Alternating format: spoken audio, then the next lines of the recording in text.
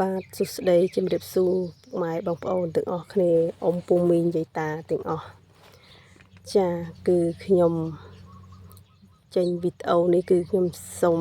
បងប្អូនមួយចំនួនដែលស្រឡាញ់ចូលចិត្តខាងអីធ្វើអីគឺយើងធ្វើនឹងទៅនឹងតម្រូវចិត្តរបស់យើងស្រឡាញ់បងប្អូនដូចជាខ្ញុំគឺខ្ញុំស្រឡាញ់មែនទែនការថតវីដេអូកាលពីមុនគឺខ្ញុំឃើញបងល្បីគាត់លេងវីដេអូគាត់ធ្វើវីដេអូជាពីខ្ញុំស្រឡាញ់ខ្ញុំចង់ថតខ្ញុំចង់ធ្វើតែ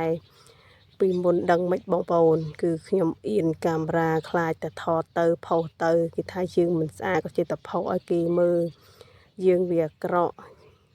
វាអត់ស្អាតដូចបងគាត់លេងវីដេអូពីមុនមកគាត់ស្អាតអីអញ្ចឹងចាឥឡូវខ្ញុំអត់គិតខ្ញុំក៏អត់ខ្វល់ដែរចង់បងប្អូនមួយចំនួនថាឲ្យខ្ញុំក៏ថាទៅសំខាន់គឺខ្ញុំស្រឡាញ់នឹងការថតស្រឡាញ់នឹងការផលិតវីដេអូឲ្យពុកម៉ែបងប្អូនបានមើល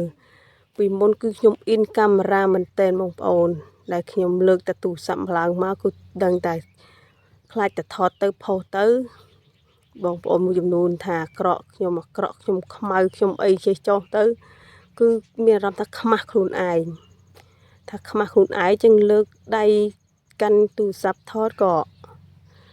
នឹកឃើញគ្រប់សពពេលអញ្ចឹងគឺលែងថតដូចថាមានអារម្មណ៍ថាបាក់ទឹកចិត្តខ្លួនឯងអញ្ចឹង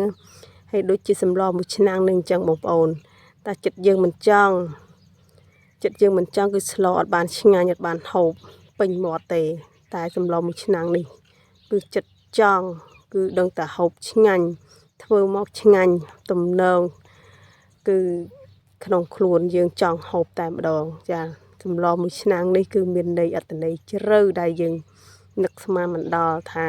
រសជាតិប៉ុណ្ណាចាគឺរសជាតិមិនអន់ហើយក៏មិនធម្មតាពេកទេគឺល្មមគួរសមដូចបងប្អូនឃើញអញ្ចឹងបងប្អូនចង់យើងស្រឡាញ់អី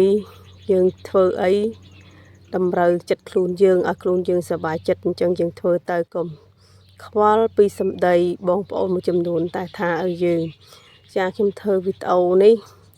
មានគេចង់ថាមិនថាទៅសំខាន់គឺខ្ញុំទូរស័ព្ទខ្ញុំនៅផ្ទះខ្ញុំហូបបាយផ្ទះខ្ញុំអញ្ចឹង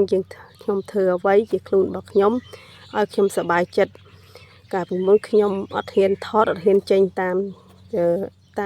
កាមេរ៉ាទូរស័ព្ទព្រោះខ្ញុំមិនស្អាតតែឥឡូវខ្ញុំអត់លែងខ្វល់ហើយគឺមិនស្អាត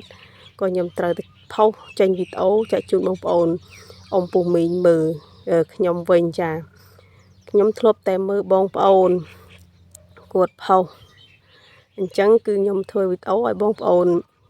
មើលខ្ញុំវិញ like comment ឲ្យខ្ញុំវិញហើយចាស់វីដេអូខ្ញុំក៏មានតែប៉ុណ្ណឹងក៏អរគុណបងប្អូនដែលស្រឡាញ់ចូលចិត្តនេះខ្ញុំអរគុណជម្រាបលា